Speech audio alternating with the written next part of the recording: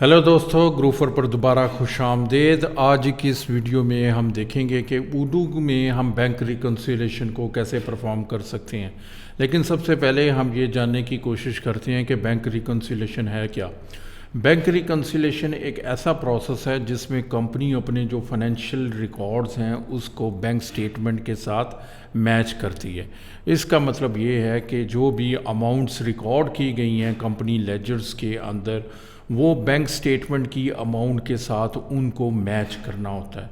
Bank reconciliation करना इसलिए ज़रूरी होता है क्योंकि इसमें एक क्लियर विजिबिलिटी आ जाती है कि कंपनी ने जो भी अकाउंटिंग ट्रांजैक्शंस रिकॉर्ड की हैं वो बैंक स्टेटमेंट के साथ मैच कर रही हैं, और अगर कोई अनऑथोराइज्ड ट्रांजैक्शंस जो हैं वो रिकॉर्ड की गई हैं तो वो सामने आ जाती हैं।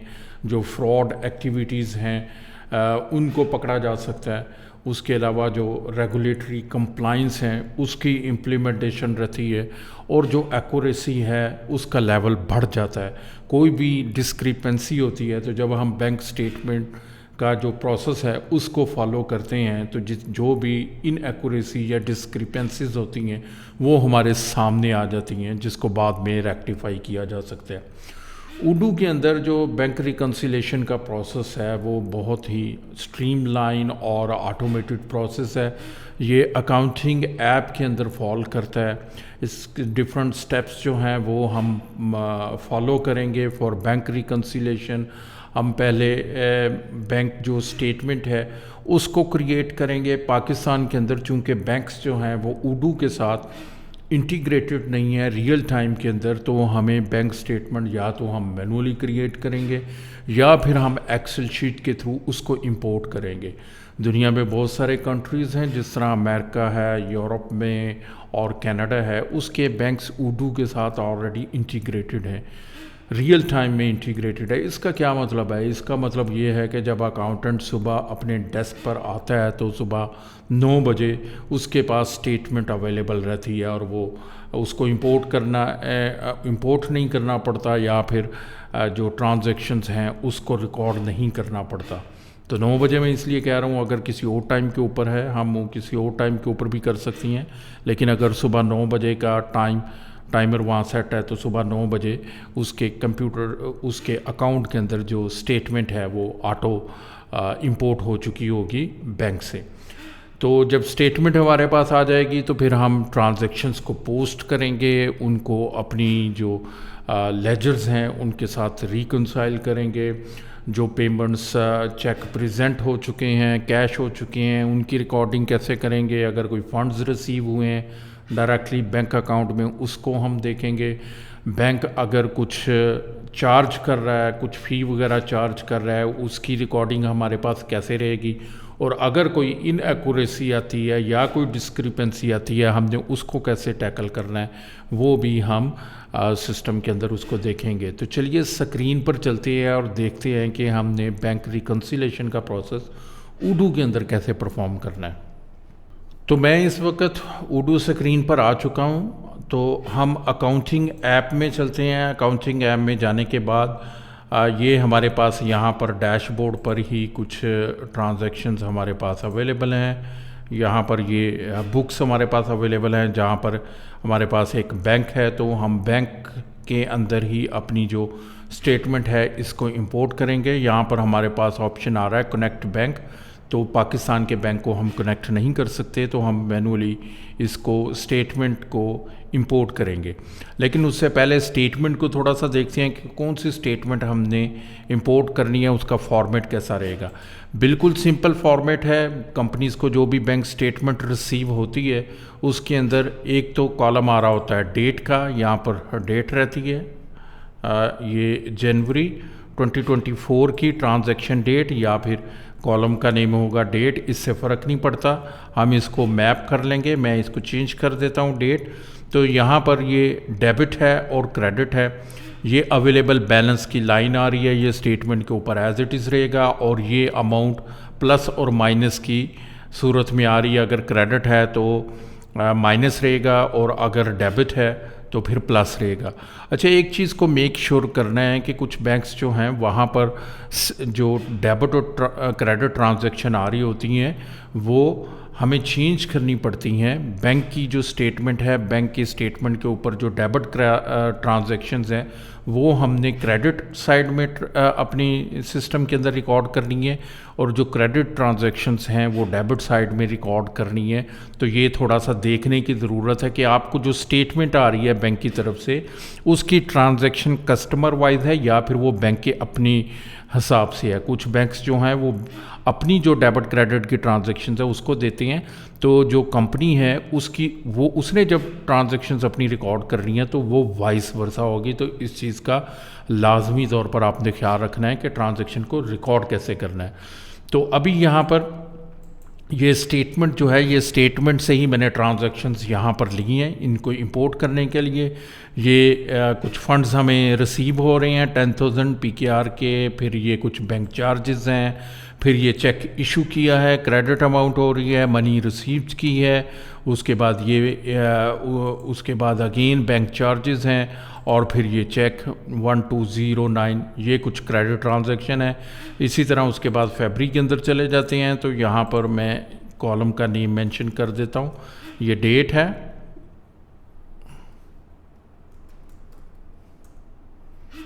ये लिख तो लिया है, आई गेस यहाँ पर कोई फॉर्मेटिंग का इशू है जिस वजह से वो कॉलम मुझे शो नहीं कर रहा। तो एनी हाउ हम देख लेते हैं कि कैसे करना है, और उसके बाद ये उसी तरीके से ट्रांजैक्शंस है। अच्छा, सिस्टम के अंदर चलते हैं, उडू में चलते हैं। तो यहाँ पर ऑलरेडी मेरे पास कुछ ट्रांजैक्शन ऑलरेडी रिकॉर्डेड हैं। यहाँ पर कुछ बिल्स यहाँ पर रिकॉर्ड हैं, और उसके बाद यहाँ पर मैं पेमेंट्स देखता हूँ तो ये मेरे पास कुछ पेमेंट्स भी ऑलरेडी रिकॉर्डेड हैं।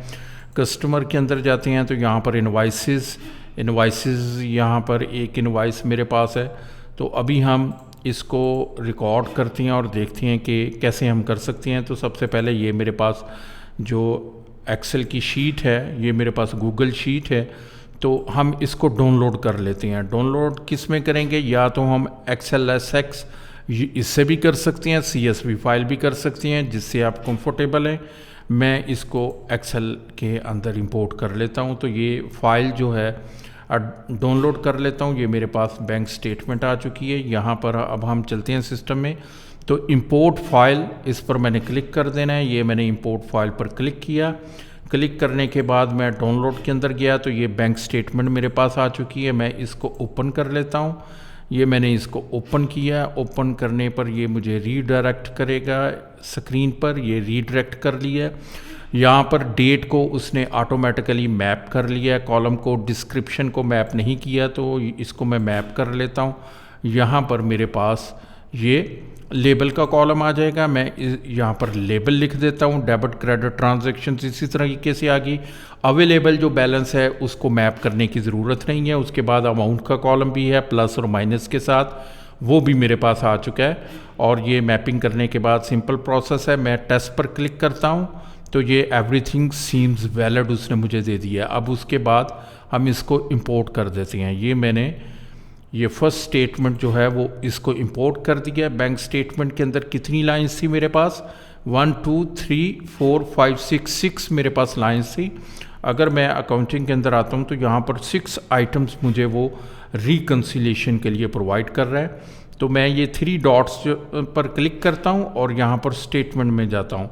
अब स्टेटमेंट में जाने के बाद ये मेरे पास एक स्टेटमेंट आ रही है। ये पहली स्टेटमेंट है जो कि सिस्टम के अंदर हम इंपोर्ट करने के लिए जा रहे हैं। इससे पहले अगर कुछ स्टेटमेंट इंपोर्ट हो चुकी हैं तो वो सिस्टम के अंदर एग्जिस्ट कर रही होंगी, चूँकि ये पहली स्टेटमेंट है।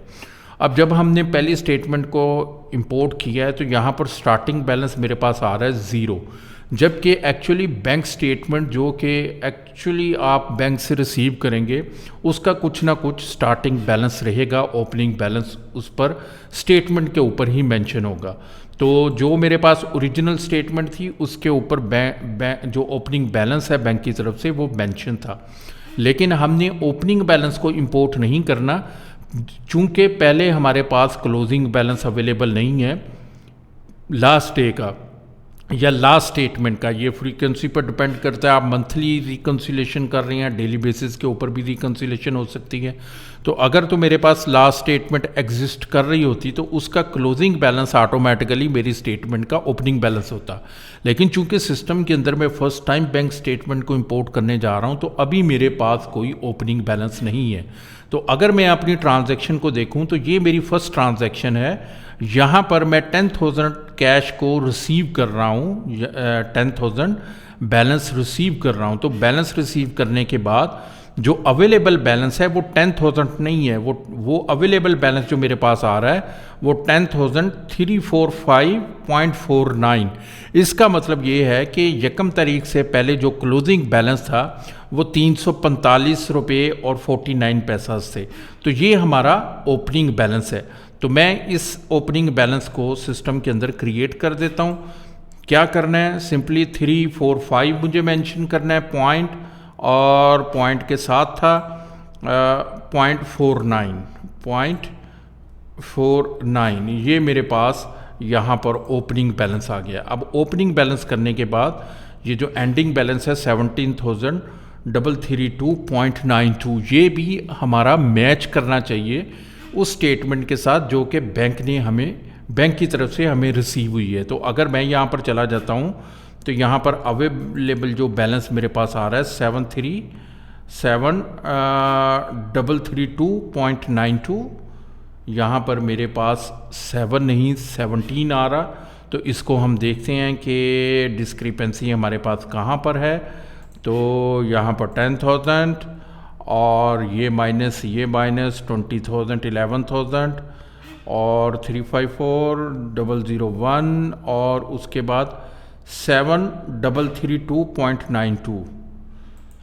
तो 7,332 10,000 हमारे पास एक्स्ट्रा यहाँ पर आ रहा है। उसको देखते हैं कि हमारे पास एक्स्ट्रा ट्रांजैक्शंस कौन सी है। तो ये मैं स्टेटमेंट के ऊपर क्लिक करूँगा। स्टेटमेंट के ऊपर जैसे ही क्लिक किया तो ये मेरे पास इस वक्त ट्रांजैक्शंस आ रही हैं।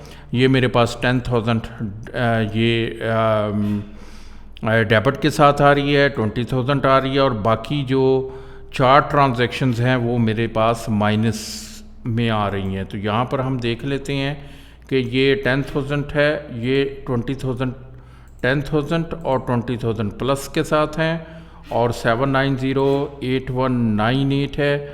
तो 8198 है, और उसके बाद यहाँ पर मेरे पास जो क्लोजिंग बैलेंस 3671 है, ओके 3671.62 है, और 353 है, ये मेरे पास 353.94 है। उसके बाद मेरे पास 20,000 है, 8196 है, और उसके बाद 790.17 है, बिल्कुल ठीक है। और उसके बाद मेरे पास 10,000 है और 10,000 है। इसका मतलब ये है कि जो भी ट्रांजैक्शंस हैं वो मेरे पास बिल्कुल एक्यूरेट आ रही हैं। यहाँ पर हम स्टेटमेंट के अंदर अगर हम देखें तो हमारा जो एंडिंग बैलेंस है वो इसके साथ मैच नहीं कर रहा। तो चलें हम ट्रांजैक्शंस करते हैं, उसके बाद देखते हैं कि हमारा एंडिंग बैलेंस कहाँ पर जाता है। यहाँ पर हम देख लेते हैं कहीं ऐसा तो नहीं है कि जो हमारी ये जो अवेलेबल बैलेंस है इसके अंदर कोई डिस्क्रिपेंसी है। यहाँ पर हम ओपनिंग बैलेंस लिखते हैं 345.49 लिखते हैं, और यहाँ पर मैं इसमें ये प्लस कर देता हूँ, ओके। और उसके बाद इस अमाउंट में मैं इसको प्लस कर देता हूँ। तो ये हमें प्लस करने के बाद मैं कैलकुलेट कर लेता हूँ, ओके। यहाँ पर ये मेरे ख्याल से इनकरेक्ट आ रहा है, बिल्कुल। यहाँ पर ये जो अवेलेबल बैलेंस की कैलकुलेशन है ये इनकरेक्ट है, राइट यही है 17,332.92। तो हमारे पास एक्यूरेट जो क्लोजिंग बैलेंस है वो बिल्कुल ठीक आ रहा है। एक्सेल के ऊपर वो मैंने इनकरेक्टली कैलकुलेट किया हुआ था। तो ये मेरे पास बैलेंस आ चुका है। स्टेटमेंट को ओपन करते हैं, अब हम इनको 1 बाय 1 रिकनसाइल करते हैं। तो सबसे पहले ये मेरे पास आ गया मनी में हमने जो 10,000 है वो हमने रिसीव की है। ये रिसीव करने के बाद जो ऊपर बैंक की ट्रांजैक्शंस है वो मेरे पास आ रही है। मैं जो नीचे लाइन है उस पर क्लिक करूँगा। उस पर क्लिक करने के बाद यहाँ पर मेरे पास आ रहा है मैच एग्जिस्टिंग एंट्री। मेरे पास कोई एग्जिस्टिंग एंट्री है जिसके साथ मैं अपनी 10,000 की जो अमाउंट है उसको मैच करूँगा। तो यहाँ पर मेरे पास एक ट्रांजैक्शन, एक जो कस्टमर इनवॉइस है वो ऑलरेडी आ रही है। मैं इसको सिलेक्ट करूँगा। अगर मैं इसको व्यू करना चाह रहा हूँ तो यहाँ पर मैं क्लिक करूँगा तो ये मेरे पास व्यू करके ये मेरे पास 10,000 की एक जो बिल है वो मेरे पास जो इनवॉइस है वो यहाँ पर शो हो रही है। तो बैंक स्टेटमेंट में मैं वापस जाता हूँ, मैं इसको मैप कर दूँगा। ये ट्रांजैक्शन पर मैंने क्लिक किया कस्टमर इनवॉइस के साथ। जैसे ही मैं क्लिक करूंगा तो यहाँ पर मेरे पास वैलिडेट का बटन जो हाईलाइट हो चुका है, मैं इसको क्लिक करूंगा वैलिडेट। और ये अब ट्रांजैक्शन वैलिडेट होने के बाद यहाँ पर ये देखें कि उसने मार्क कर दिया है कि ये रिकंसाइल हो चुकी है। ठीक है, दूसरी मेरे पास ट्रांजैक्शन थी, ये डिसेंडिंग ऑर्डर में मुझे शो हो रही हैं। ये मेरे पास 790.17 ट्रांजैक्शन आ चुकी है। बैंक जो है वो मेरा क्रेडिट हो रहा है, डिडक्शन हुई है। अब ये जो डिडक्शन है यहाँ पर लिखा हुआ है कि ये कुछ बैंक के चार्जेस हैं, तो बैंक चार्जेस हैं। यहाँ पर मैं जीएल सेलेक्ट करूँगा। जीएल मेरा यहाँ पर बैंक फ़ी के नाम से या बैंक चार्जेस एंड कमीशन के नाम से मेरे पास जीएल अकाउंट है। मैं इसको सिलेक्ट करूँगा। लेबल अगर आपने कुछ चेंज करना है तो हम चेंज कर सकते हैं। जैसे ही मैंने सेलेक्ट किया है यहाँ पर वैलिडेट का बटन जो हाईलाइट हो गया, मैं इसको भी वैलिडेट कर देता हूँ। ये सेकंड ट्रांजैक्शन भी रिकंसाइल हो चुकी है। अब थर्ड वन, चेक नंबर 1 2 3 4 मेरे पास ट्रांजैक्शन आ रही है। ये पेमेंट है, मैं यहाँ पर क्लिक करूँगा। क्लिक करने के बाद यहाँ पर एग्जिस्टिंग एंट्रीज़ हैं, उसके अंदर हम देखते हैं 8196.84 हमारे पास ये ट्रांजैक्शन आ रही है। 8196.84 मैं इसको सिलेक्ट करूँगा। जैसे ही मैंने सेलेक्ट किया है, वैलिड एंट्री है, वैलिडेट पर मेरे पास यहाँ पर आ चुकी है। मैं यहाँ पर वैलिडेट करता हूँ, लेकिन इसको वैलिडेट करने से पहले थोड़ी सी मैं मज़ीद एक्सप्लेनेशन कर देता हूँ कि ये कौन सी एंट्री है जो कि वैलिडेट करने जा रहा है। यहाँ पर जो कस्टमर हमने रिसीव किया था, यहाँ पर हमने बिल सेलेक्ट किया था, रिसीवेबल फ्रॉम कस्टमर। ये पेमेंट हमने रिसीव की थी। ये क्या सिनेरियो था कि जो आपका कस्टमर है उसने या तो चेक डायरेक्टली डिपॉजिट करवा दिया आपके बैंक अकाउंट में, या फिर कैश डिपॉजिट करवा दिया, या फिर उसने ऑनलाइन ट्रांजैक्शन अपनी मोबाइल एप्लीकेशन से या फिर किसी भी तरह उसने ट्रांसफ़र कर दिए हैं फंड्स बैंक के अकाउंट में। तो आपने अपने सिस्टम के अंदर उसकी कोई रिकॉर्डिंग नहीं की। वेरी नेक्स्ट डे जब हमें स्टेटमेंट रिसीव होती है तो उसमें वो अमाउंट जो है वो रिफ्लेक्ट होती है। उससे पहले हमने जो कैश रिसीव हो चुका है उसकी ट्रांजैक्शन नहीं की। तो उस केस के अंदर हमने ये किया है। लेकिन जो अभी हम ये ट्रांजैक्शंस देख रहे हैं 81, ये जो एक चेक है, चेक नंबर 1 2 3, यहाँ पर मैं जो सिलेक्ट कर रहा हूँ, ये मैं क्या चीज़ सिलेक्ट कर रहा हूँ, ये वेंडर बिल नहीं है, ये पेमेंट है। पेमेंट कौन सा, यहाँ पर मैं वेंडर के अंदर जाता हूँ तो यहाँ पर मैं बिल्स के अंदर चला जाता हूँ। तो ये मेरे पास बिल नंबर आ रहा है 0001 के नाम से। ये एक बिल जनरेट हुआ था। अब बिल को मैंने ओपन किया तो इसका स्टेटस इन पेमेंट है। उर्दू के अंदर इन पेमेंट का मतलब ये होता है कि हम उसकी पेमेंट कर चुके हैं, उसको चेक इशू कर चुके हैं, लेकिन अभी वो बैंक से रिकंसाइल नहीं हुआ। तो ये यहाँ पर आ रहा है। और इसी स्क्रीन पर अगर मैं जाता हूँ तो ये मेरे पास वो पेमेंट है। अगर इस पेमेंट की जो जर्नल एंट्री है उसको अगर हम देखेंगे तो यहाँ पर बैंक अभी क्रेडिट नहीं हो रहा, वहाँ पर आउटस्टैंडिंग पेमेंट क्रेडिट हो रहा है। ये किसी और वीडियो के अंदर डिटेल के साथ हम जब अकाउंटिंग को डिस्कस करेंगे, आप मेरा उससे रिलेटेड वीडियो देख सकते हैं। तो यहाँ पर मैं इसको सिलेक्ट करता हूँ और उसके बाद इसको वैलिडेट कर देता हूँ। अब ये आउटगोइंग पेमेंट से निकल कर जो मेरा एक्चुअल बैंक का जीएल अकाउंट है वहाँ पर चला जाएगा। ठीक है, ये तीसरी ट्रांजैक्शन कर दी। उसके बाद ये 24, अब ये एक ट्रांजैक्शन है 20,000 की। अब इसको मैं अगर थोड़ा सा आपको सिस्टम के ऊपर लेकर चलूँ और देखूँ कि क्या सिस्टम के अंदर कोई 20,000 की ट्रांजैक्शन है, 20,000 की कोई ट्रांजैक्शंस नहीं है। दैट मीन्स कि ये एक ऐसी अमाउंट है जो कि कस्टमर ने आपको डिपॉजिट आपके बैंक अकाउंट में डिपॉजिट कर दी है। ये कोई एडवांसेस भी हो सकती हैं या फिर अभी डॉक्यूमेंटेशन नहीं हुई, पहले ही आप पेमेंट रिसीव कर ली है, या फिर सिस्टम के अंदर कोई डिस्क्रिपेंसी है और हमने कस्टमर की जो सेल है उसको रिकॉर्ड नहीं किया, लेकिन still we can do something. तो यहाँ पर मेरे पास ये बैंक रिकन्सिलेशन के अंदर ये आइटम 20,000 मौजूद है। अब इसके लिए मैं क्या करूँगा, मेरे पास इसकी रिकन्साइल करने के लिए कोई डॉक्यूमेंट सिस्टम अवेलेबल नहीं है। इसके हम मैनुअल रिकन्सिलिएशन के अंदर जाएंगे और यहाँ पर मैं पार्टनर का नाम मेंशन करूँगा।